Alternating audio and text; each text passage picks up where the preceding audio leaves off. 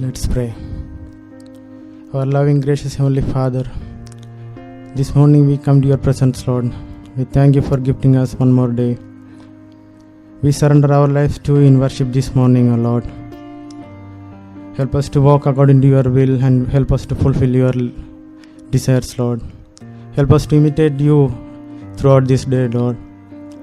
And we ask your help and guidance as we move out into the day and doing all our activities, Lord. We ask your help, Lord. Help us to live a new creation in you, Lord. And I submit each and every one, those who are seated in your presence, Lord. We submit ourselves into thy hands. In Jesus' name we pray. I greet you all in the sweet name of our Lord and Savior Jesus Christ. Before moving further, I would like to read one verse. Let's turn our Bibles to Psalms number 103. And I will be reading the verse 10. The Lord is compassionate and gracious, slow to anger, abounding in love. He does not treat us as our sins deserve, or repay us according to our iniquities. Our psalmist says that our God is a gracious Lord, and He is compassionate. He is always having that compassion upon each and every one of us. Now we will take this time to introspect ourselves, and we will find out when and where we have fallen away from His presence. Let this time will be a time where we have a conversation with our Master, and we will introspect ourselves.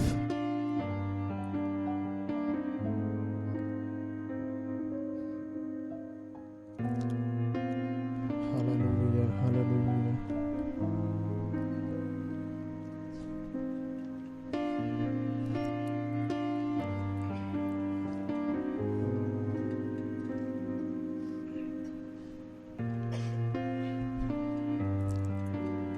As we are into a time of introspecting ourselves and talking with our God, let's stand together and sing along with worship team this song, Welcome Holy Spirit, and re-invite His presence into our midst.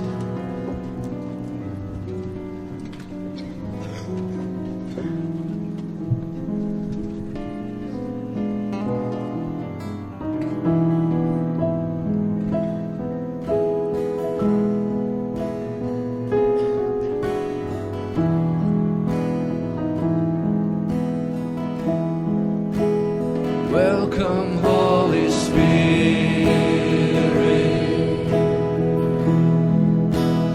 We are in your presence. Fill us with your power.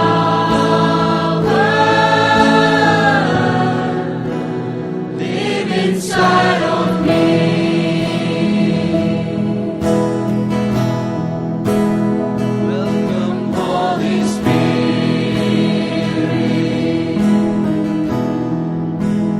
We are in your presence.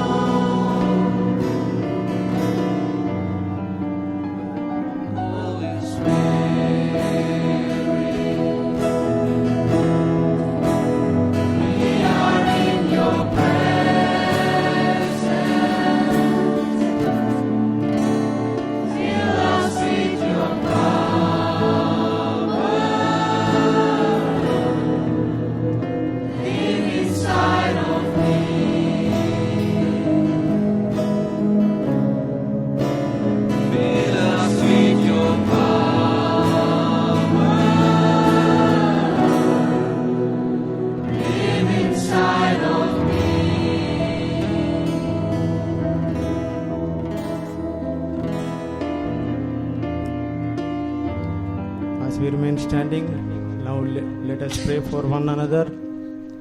And if any one of you have any matter of prayer or praise point, we can mention it now so that we will pray together.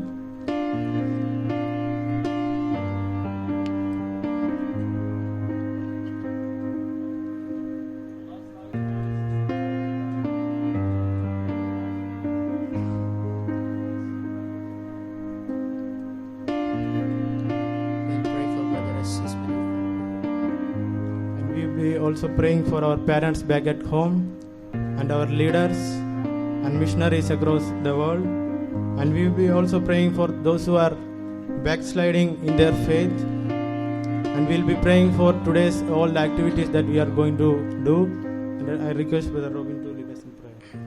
आइए प्रार्थना करें। स्वर्ग में विराजमान दयालु प्रेमी खुदा, फिर से एक और बार इस सुंदर समय के लिए धन्यवाद देते हैं जो आपने हमारे जीवन में दिया कि एक कलीसिया के रूप में आपके चरणों में आ सके, आपकी आराधना कर सके, महिमा कर सके। खुदा इस वक्त कुछ प्रार्थना विनतियों के साथ आपके चरणों में आते हैं प्रभु जी। हम प्रार्थना करते हैं भाई ऐसे के हालेलुया दुखित परिवार को आपके हाथ में सौंपते हैं परमेश्वर। आपकी सांत्वना, आपकी शांति उस परिवार में बने रहने पाए परमेश्वर। हमारे पास एक आशा है, इसलिए धन्यवाद पिता परमेश्वर। इस दुख के समय में आप उनको सांत्वना देना, आपकी अशांति जो सारे समझ से परे हैं वो उनके जीवन में कार्य करने पाए परमेश्वर पिता। हम सभी को आपके हाथ में सौंपते हैं, हमारे माता पिताओं को, हमारे परिवारजनों को आपके हाथ में सौंपते हैं परमेश्वर पिता।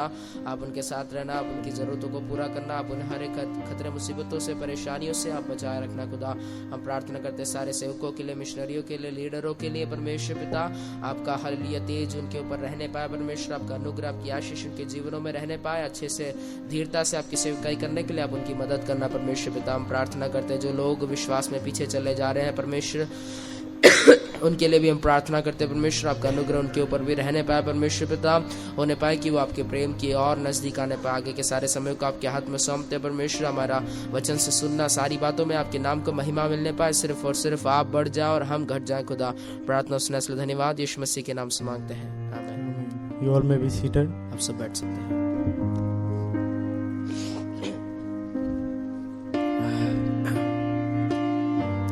Once again I greet you all in the mighty name of our Lord and Savior Jesus Christ. फिर से एक और बार आप सभी को प्रभु यीशु मसीह के सामर्थी नाम में मेरा First अभिवादन। of all, I thank God for giving me this opportunity. सबसे पहले मैं परमेश्वर का धन्यवाद देता हूँ इस अवसर के Also, I लिए। thank God for bestowing His mercy and love upon each and every one of our lives. और हमारे सभी के जीवन में परमेश्वर का जो अनुग्रह और दया उसने दिखाया उसके लिए भी परमेश्वर का Let धन्यवाद। me begin by quoting D.L. Moody's words on Christian life.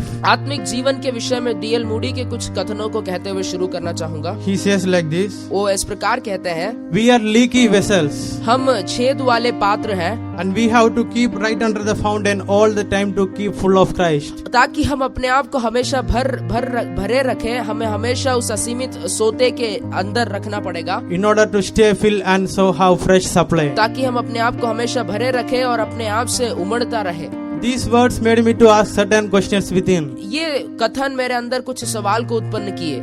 I felt like even after experiencing Christ many a times I felt my steps are far away from His desires. मुझे ऐसा लगा कि मसीह को अनुभव करने के बावजूद कई बार मेरे कदम मसीह की इच्छाओं से कहीं दूर है। And I believe that it may be same with many of us also. ऐसा मैं मानता हूँ कि हम में से कईयों के साथ ऐसा होगा। Usually when a person responds to God's call, अक्सर जब एक व्यक्ति परमेश्वर की बुलाहट का प्रत्युत्तर देता है, we can see that everything start with a great enthusiasm. हम देखते हैं कि वो हर चीज बड़े जोश के साथ शुरू करता है। However, we can see that this great zeal and enthusiasm loses its intensity. पर हम देखते हैं कि समय के चलते चलते ये जोश और धीरता कम हो जाती है The pace in the engagement in responsibility slowly comes down. और ये जो धीरता है और जिम्मेदारियों के प्रति जो जवाबदारी है वो धीरे धीरे कम हो जाती है। Maintaining that motivation and that pace become a significant issue in many of our life. हम में से कईयों के लिए उस धीरता को बनाए रखना एक बड़ी समस्या बन जाती है। It is not a new thing. और ये एक नई बात नहीं है। Something similar happened with a community too. ऐसा ही एक समुदाय के साथ भी होता है। Even after knowing what the true gospel is, they failed to stand firm on the truth. और यहाँ तक कि उस सच्चे सुसमाचार को जानने के बावजूद उस सच्चे सुसमाचार पर खड़े होने के लिए वे नाकाम रह गए। So for today's meditation, I would like to draw your attention to Paul's letter to Galatians chapter 6 verse 1 to 10. इसलिए आज के मनन के लिए मैं आपके ध्यान को ले जाना चाहूंगा गलातियों की पत्री 6 अध्याय 1 से 10वीं आयत। Galatians chapter 6, 1 to 10. Reading from ESV. Brothers, if anyone is caught in any transgression, You who are spiritual should restore him in a spirit of gentleness. Keep watch on yourself, lest you too be tempted. Bear one another burdens, and so fulfill the law of Christ. If anyone think he is something when he is nothing, he deceives himself. But let each one test his own work, and then his reason to boast will be in himself alone, not in his neighbor. For each will have to bear his own load. Let the one who is taught the word share all the good things with the one who teaches. Do not be deceived. God is not mocked. For whatever one sows, that will he also reap. For the one who sows to his own flesh will from the flesh reap corruption, but the one who sows to the Spirit will from the Spirit reap eternal life. And let us not grow weary of doing good, for in due season we will reap if do not give up. So then, as we have opportunity, let us do good to everyone, and especially to those who are of the household of faith. May the God bless you by reading and hearing the word of God. The letter to Galatians is one of the genuine letters penned out of Paul's great pain and anguish towards Galatian community. गलातियों की पत्री पौलुस के कलम से निकला हुआ एक दुख भरी पत्री है जो कि वो गलातियों की कलीसिया And के it लिए was लिखता है। written probably in the early 50s or mid 50s. हो सकता है ये शुरुआती 50 या आखिरी 50 के दशक में लिखा And है। this letter could be divided into 3 sections. इस पत्री को हम 3 भागों में बांट सकते हैं। Chapter 1 and 2 is all about gospel and its authority. पहले और दूसरे अध्याय सुसमाचार और उसके अधिकार के विषय में बताते हैं। Chapters 3 and 4 is all about vindication of gospel. तीसरा और चौथा अध्याय सुसमाचार की वैधता के विषय में बताते हैं। And chapter 5 and 6 is about application of this truth into one's own life. पांचवा और छठा अध्याय एक व्यक्ति के जीवन में इसकी प्रायोगिकता के विषय में बताते And the हैं। selected portion falls under the third division, और पढ़ा हुआ गद्यांश तीसरे भाग में आता है, where Paul is instructing them that what it's mean for a Christian to follow Christ. जहाँ पर पौलुस बताता है कि एक मसीह के लिए इस बात का मतलब क्या है कि वो मसीह का पीछा करे। Here Paul is talking about Christians, those who received Holy Spirit must bear the fruit of the Spirit. यहाँ पर पौलुस उन मसीहों के विषय में बात करा जिन्होंने पवित्र आत्मा पाया, जिन्हें आत्मा के फलों को लाना जरूरी है। He therefore invites them to walk by the Spirit. इसलिए उन्हें वो पुनः निमंत्रित करता है कि वो आत्मा के अनुसार चले।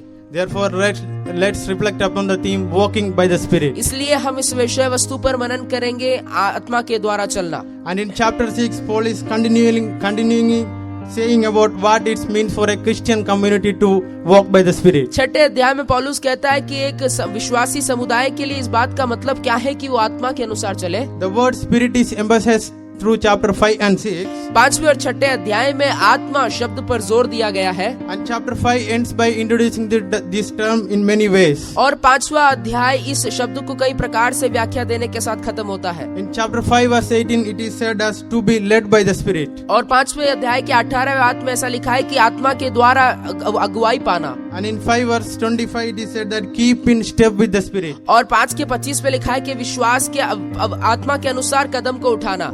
Basing on this, let's look into the first aspect of this walk. इस बात पर आधारित हम पहले इस चाल चलन के पहले पहलू को देखेंगे। Walking by the Spirit demands restoring one another, verses 1 to 2. आत्मा के द्वारा चलना हमसे ये मांग करता है कि हम एक दूसरे को पुनर्स्थापित करें।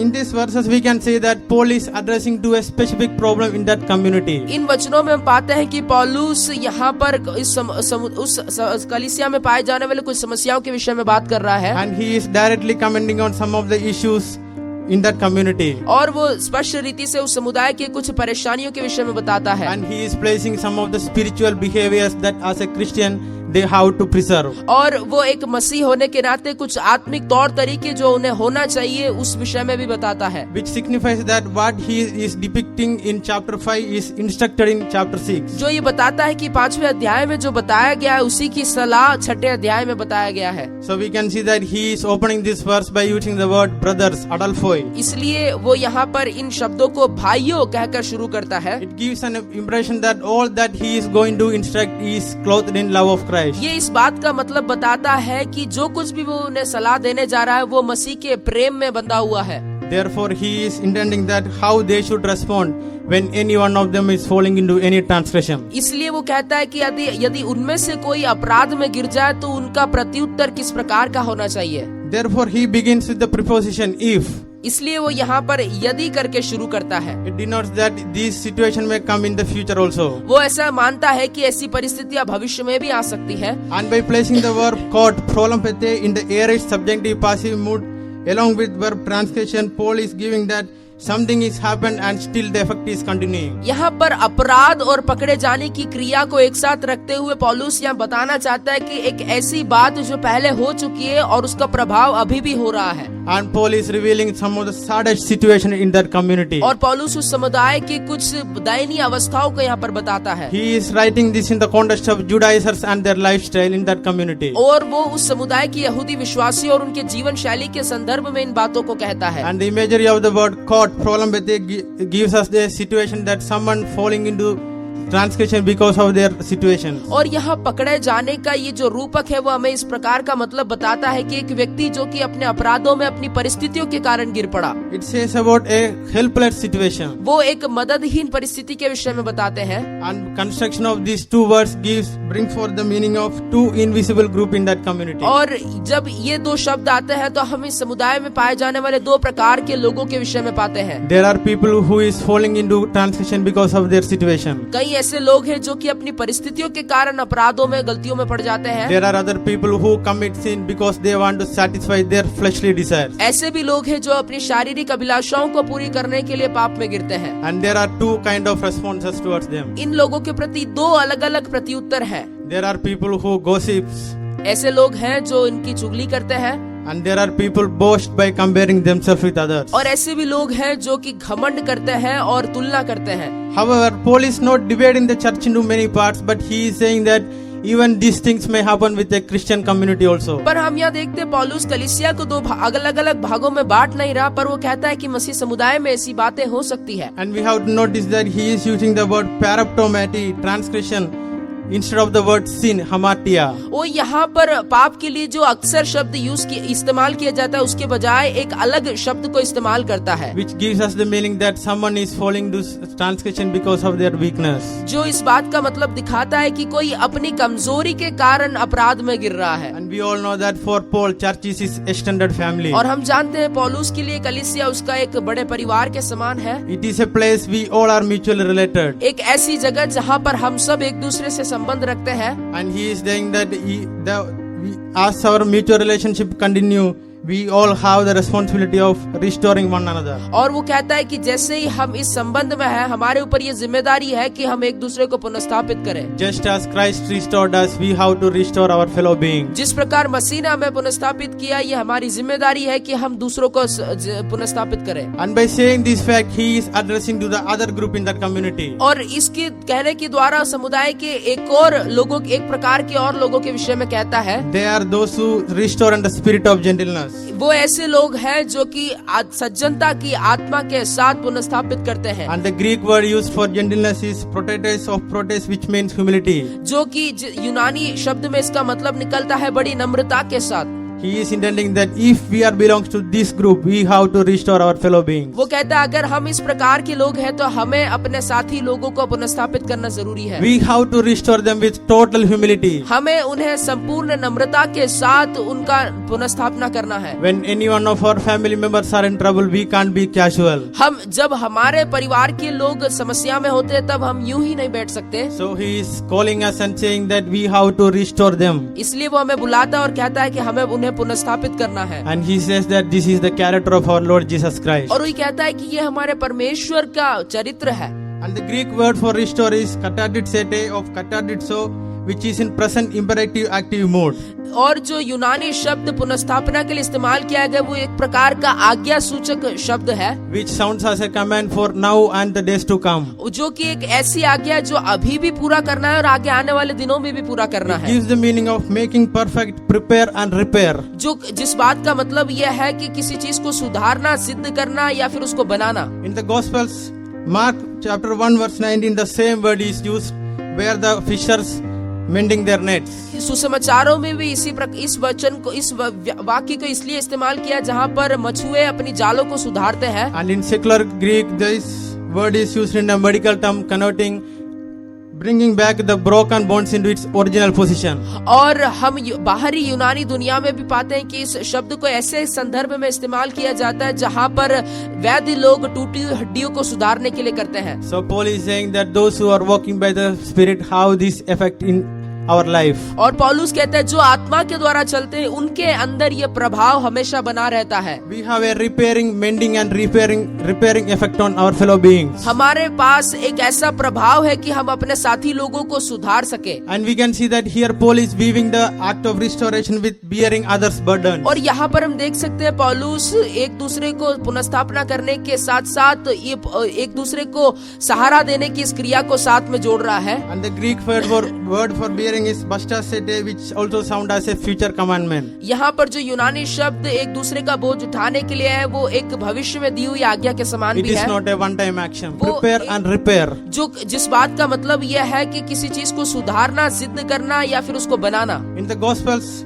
Mark chapter 1 verse 19, the same word is used where the fishers mending their nets. सुसमाचारों में भी इस वचन को, इस वाक्य को इसलिए इस्तेमाल किया जहाँ पर मछुए अपनी जालों को सुधारते हैं। And in secular Greek, this word is used in a medical term connoting bringing back the broken bones into its original position. और हम बाहरी यूनानी दुनिया में भी पाते हैं कि इस शब्द को ऐसे संदर्भ में इस्तेमाल किया जाता है जहाँ पर वैद्य लोग टूटी हुई हड्डियों को सुधारने के लिए करते हैं। So Paul is saying that those who are walking by the Spirit have this effect in our life. और पौलुस कहता है जो आत्मा के द्वारा चलते हैं उनके अंदर ये प्रभाव हमेशा बना रहता है। We have a repairing, mending and repairing effect on our fellow beings. हमारे पास एक ऐसा प्रभाव है कि हम अपने साथी लोगों को सुधार सके। And we can see that here Paul is weaving the act of restoration with bearing others' burdens. और यहाँ पर हम देख सकते हैं पौलुस एक दूसरे को पुनर्स्थापना करने के साथ साथ ये एक दूसरे को सहारा देने की इस क्रिया को साथ में जोड़ रहा है। And the Greek word for bearing is bastasete, which also sound as a future commandment. यहाँ पर जो यूनानी शब्द एक दूसरे का बोझ उठाने के लिए है वो एक भविष्य में दी हुई आज्ञा के समान It भी is है। not a one-time action. वो एक बार किए जाने वाला क्रिया नहीं है। This burden may be spiritual or any other kind, but we have to bear it as ours.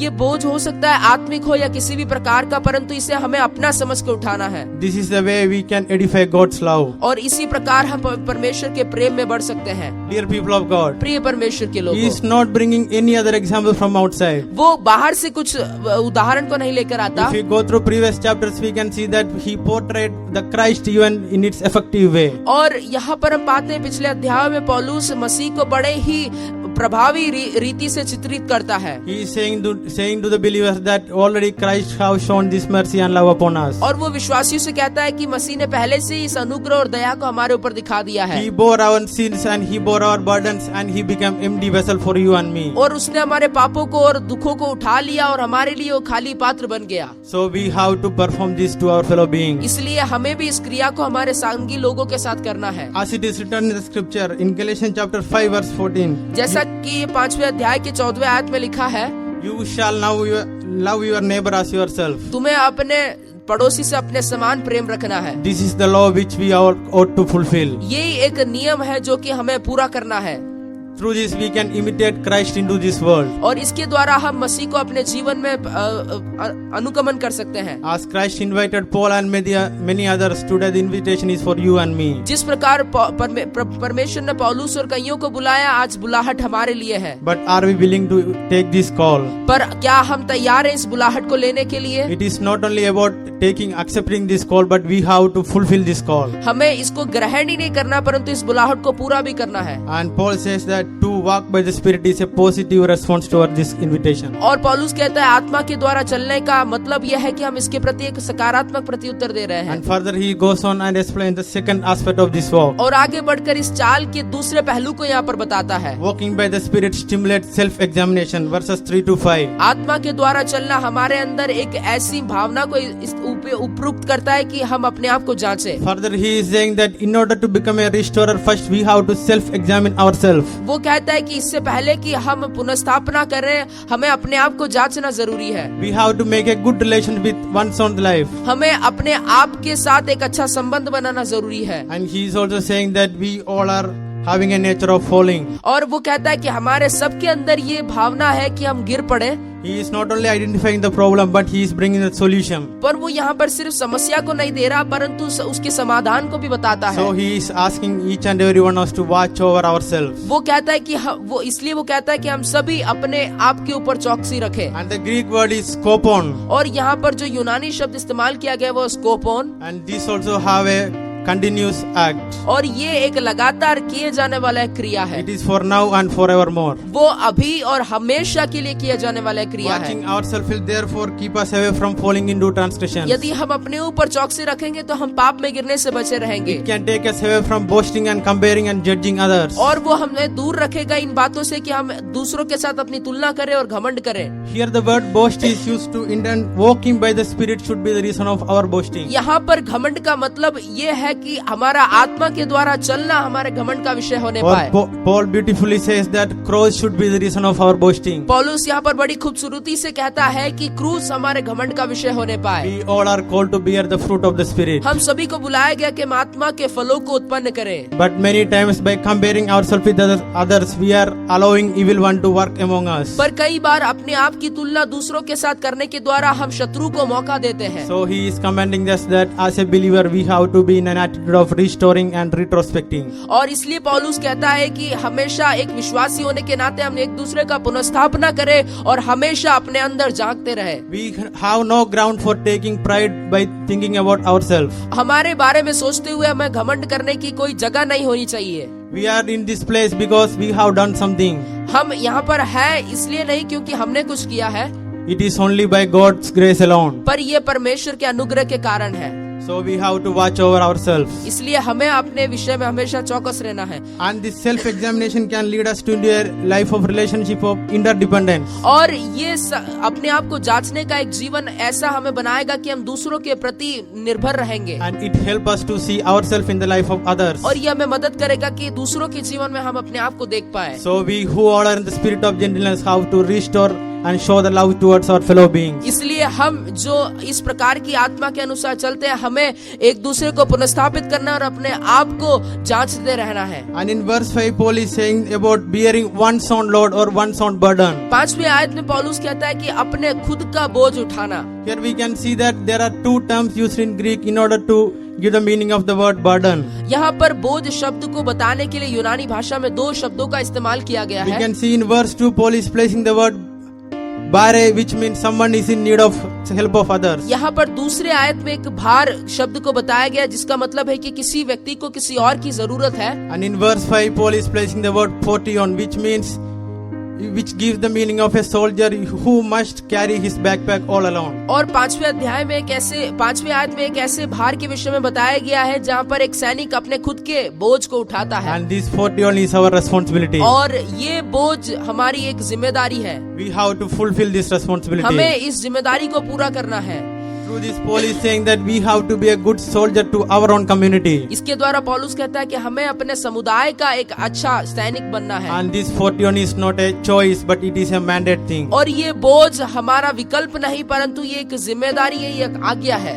This is a responsibility which God entrusted on you and me when He restored us. और ये एक जिम्मेदारी है जो परमेश्वर ने हमें दिया जब उसने हमें पुनर्स्थापित किया। Moreover, this burden within us is a proof that we are walking by the Spirit. और इससे बढ़कर अगर ये बोझ हमारे अंदर है तो इस बात को सिद्ध करता है कि हम आत्मा के अनुसार चल रहे So हैं। Paul is saying that we have to utilize in a good manner. और पौलुस कहता है कि इस बोझ को हमें सही तरीके से इस्तेमाल करना It है। has got an eschatological meaning. इसका एक अंत के समय का मतलब भी है। He is saying that one day you and me have to stand in front of God and give account to these responsibilities. और पौलुस कहता है कि एक दिन आपको और मुझे परमेश्वर के सामने खड़ा होना पड़ेगा और इस बोझ का जवाबदार बनना पड़ेगा। Right after that, he is bringing one more instruction. और इसके बाद वो एक और सलाह को यहाँ पर देता है। And this is the third aspect of this walk. और ये इस चाल का तीसरा पहलू है। Walking by the Spirit demands supporting one another in verse 6. यदि हम आत्मा के अनुसार चलते हैं तो ये हमसे मांग रखता है कि हम एक दूसरे को सहारा दें। In the context of Judaism and their way of teaching the false gospel, Paul is saying that we have to respect and support our leaders. यहाँ पर झूठी शिक्षाओं और यहूदियों की झूठी शिक्षाओं के संदर्भ में पौलुस कहता है कि जो हमें सच्ची शिक्षा देते हैं उनको हमें सहारा देने की जरूरत है। Here Paul is bringing the idea of koinonia, which means fellowshipping. यहाँ पर पौलुस एक मेल मिलाप के एक विचार को लेकर आता है It is also sounds like a command which we have to take further. और ये एक ऐसी आज्ञा है जिसे हमें आगे ले जाना पड़ता है। Paul is aware of the needs which about the leaders whom he appointed in many churches. पौलुस अपने उन अगुओं को जिसने उन्हें कई कलीसियाओं में स्थापित किया है उनकी जरूरतों के विषय में वाकिफ है। So through this Paul is indirectly saying that he is not only instructing the believers but he is also practicing what he is instructing. इसके द्वारा पौलुस ये बता रहा है कि वो न ही सिर्फ सलाह दे रहा है परंतु वो यहाँ पर जो इस बात की सलाह दे रहा है उसको प्रायोगिकता में भी ला रहा है। And this instruction has something to do with what Jesus said in Luke chapter 10 verse 7. और यही सलाह जब यीशु मसीह लूका के अध्याय में कहते हैं उसके साथ मेल खाता है। This is the essence of Christianity. और ये संपूर्ण मसीहत का सार है। This is the very nature of our God. और ये हमारे परमेश्वर का स्वभाव है। It is also connected with what he is saying in verse 2. It is all about bearing and supporting one another. और ये जो कि इसका मतलब यह है कि हम एक दूसरे को सहारा दे, एक दूसरे का बोझ उठाएं। So considering church as his own family, he is saying that we all are co-bearers and supporters. इसलिए कलीसिया को अपना परिवार मानते हुए कहना चाहता है कि हम एक दूसरे का सहारा है। Through this all spiritual act, we can move closer to God. इन सारी आत्मिक क्रियाओं के द्वारा हम परमेश्वर के नजदीक पहुंच सकते हैं। So friends, we have to understand that the ministry which we are engaged, इसलिए पौलुस कहता है कि जिस सेवकाई में हम हैं, we belongs to one God and we belongs to one Father in our family. हम अपने एक परमेश्वर से मिले हैं और हम एक परिवार के अंग हैं। We works under one master. हम सब एक ही स्वामी के अधीन कार्य करते हैं। So we have to be in an attitude of slaves to each other. इसलिए हमें एक दूसरे का गुलाम बन के रहना है।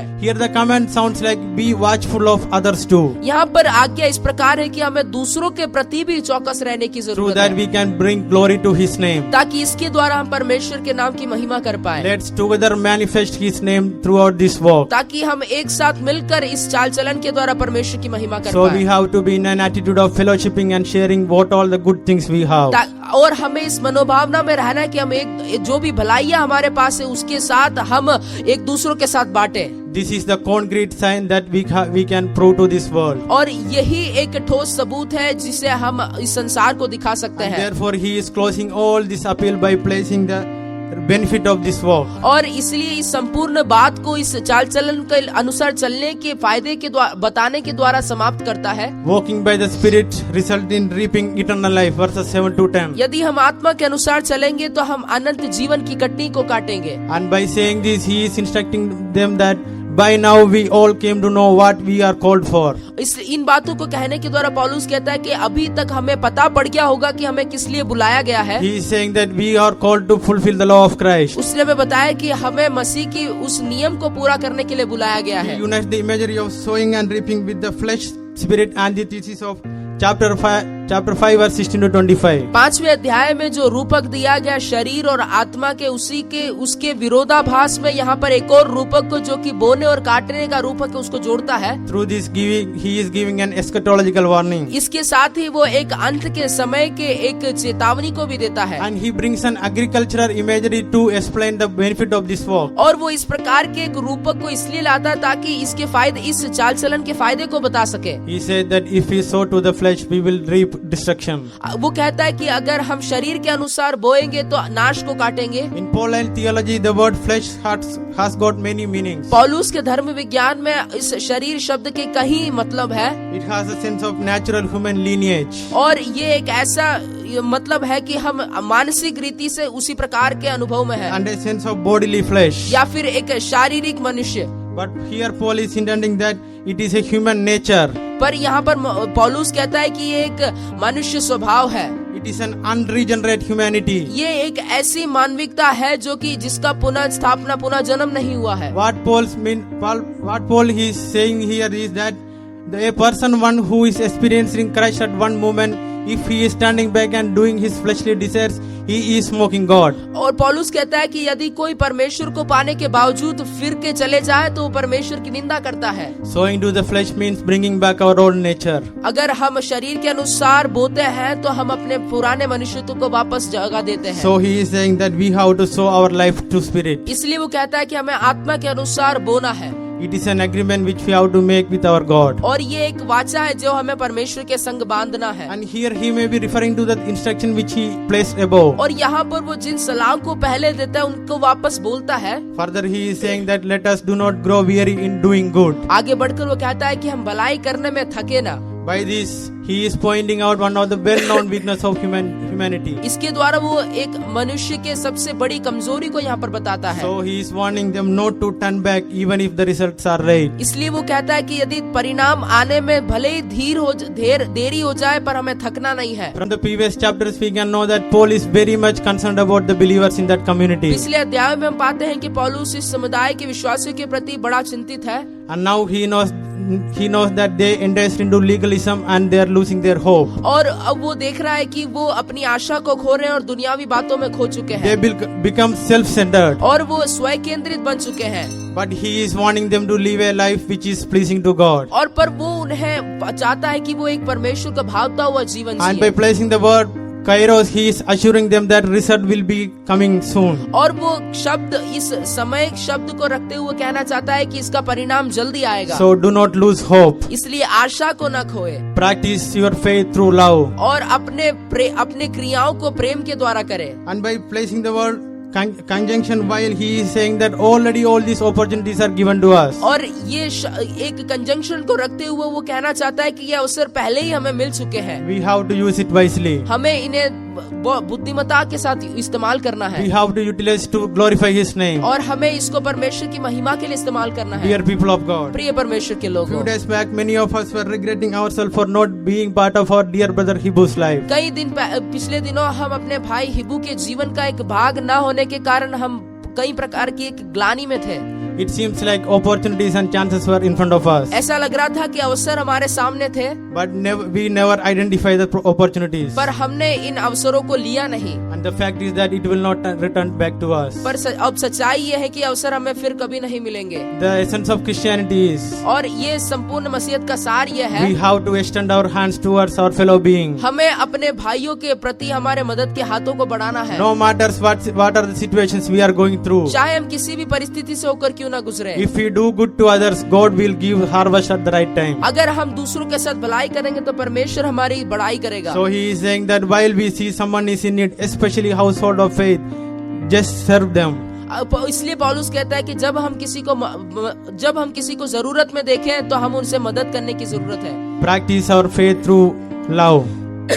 हमारे विश्वास को प्रेम के द्वारा लेना जरूरी है, करना Dear people of जरूरी है। God. प्रिय परमेश्वर के लोगों, This is our God is expecting us to be. और यही परमेश्वर हमसे चाहता है। He wants us to lead a life of restoring and self-examining. वो हमसे चाहता है कि हम एक पुनर्स्थापना का और स्वयं को जांचने का एक जीवन In जिए। one sentence, His desire upon us is to bear the fruit of the Spirit. एक शब्द में वो कहता है कि हमें आत्मा की चाल को चलना है। But are we satisfying our desires or God's desires? पर क्या हम परमेश्वर की इच्छा को पूरा कर रहे हैं या हमारी इच्छाओं को? This is the question we have to keep on asking ourselves whatever we do. और चाहे हम कुछ भी करें, यही सवाल हमें हमेशा पूछना है। And through this epistle today morning, God is inviting us to be a watchman of our community and our own self. और इस पत्री के द्वारा पर ये पौलुस हमें कहता है कि हम अपने समुदाय को और अपने आप का एक चौकीदार बन जाए, So that together we can edify God's name. ताकि हम एक साथ मिलकर परमेश्वर की महिमा कर पाए। We all are in a journey. हम सब एक यात्रा में हैं, In this journey we have to watch over ourselves and our fellow beings. और इस यात्रा में हमें अपने ऊपर और दूसरे के ऊपर चौकसी रखने की जरूरत है। We live in a world which is self-centered. हम एक ऐसे संसार में जीते जो कि स्वयं केंद्रित है, But God is asking us to be other-centered. पर परमेश्वर कहता है कि हम दूसरों के प्रति भी चिंतित रहें। He is looking for you and me to reveal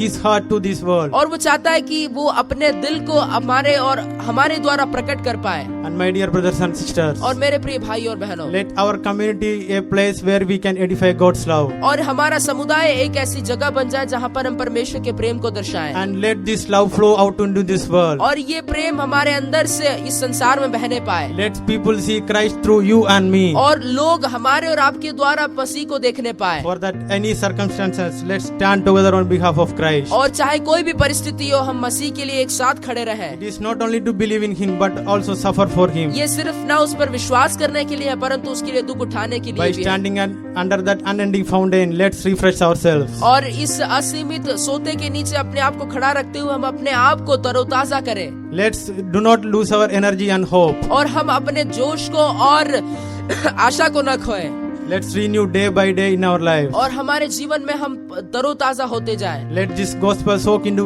every phase of our life. और होने पाए कि ये सुसमाचार हमारे जीवन के हर पहलू में ढल जाए। Friends, मित्रों, here I close by saying that यहाँ पर ये कहते हुए मैं समाप्त करना चाहूंगा Christianity is not something we have to gain. ये मसीहत ये ऐसी बात नहीं जो हमें पाना है। It is not labeling ourselves as a Christian. ये ऐसा नहीं कि हम अपने आप को मसीह कहें, Rather, it is a label we should get from our Master. पर ये एक ऐसी बात है जो कि हमारा स्वामी हमारे विषय में कहना चाहिए। For that, we must be in an agreement to walk by the Spirit. इसके लिए हमें एक वाचा में होना चाहिए कि हम आत्मा के अनुसार We चले। have to recommit ourselves into His hands. हमें अपने आप को उसके हाथ में पुनः समर्पित करना है This is the essence of the faith which we hold on. और यही उस विश्वास का सार है जिसको हम पकड़े हुए हैं।